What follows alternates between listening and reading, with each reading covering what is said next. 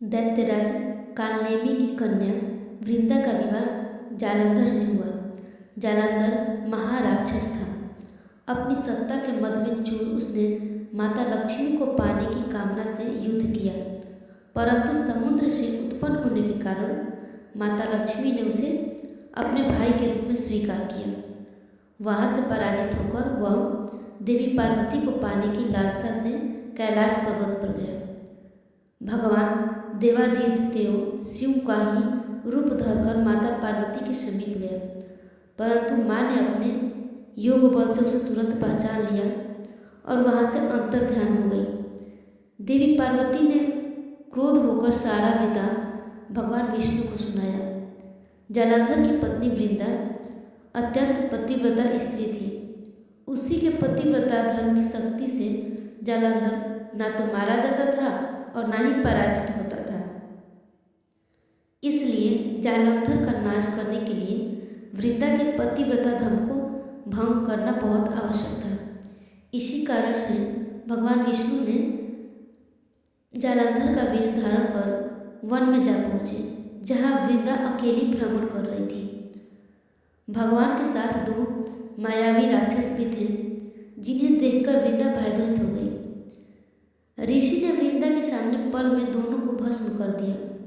उनकी शक्ति देखकर वृंदा ने कैलाश पर्वत पर महादेव के साथ युद्ध कर रहे अपने पति जालंधर के बारे में पूछा। फिर ऋषि ने अपने माया जाल से दो वानर प्रकट किए।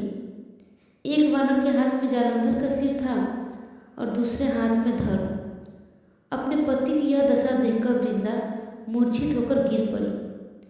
होश में आने पर उन्होंने ऋषि रूपी भगवान से विनती की कि उसके पति को जीवित करें। भगवान ने अपनी माया से पुनः जालंधर का धड़ और सर दोनों जोड़ दिया, परंतु स्वयं भी वह उस शरीर में प्रवेश कर गए। वृंदा को इस छल के बारे में तनिक भी आभास नहीं हुआ। जालंधर बने भगवान के साथ वृंदा पतिव्रता का व्यवहार करने लगी, जिससे उसका सतीव्रत भंग हो गया।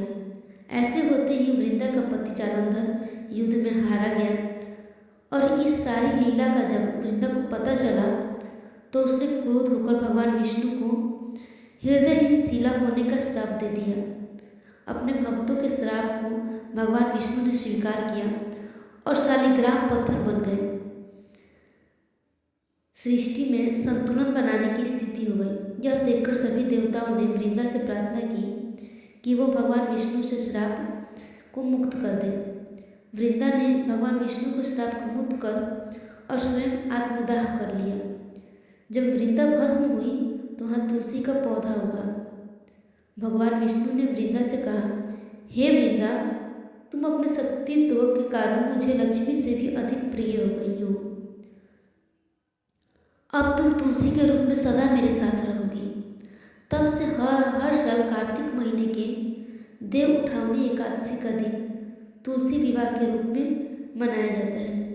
जो मनुष्य भी मेरे शालिग्राम रूप के साथ तुलसी का विवाह करेगा, उसे इस लोक और परलोक में विपुल यश प्राप्त होगा।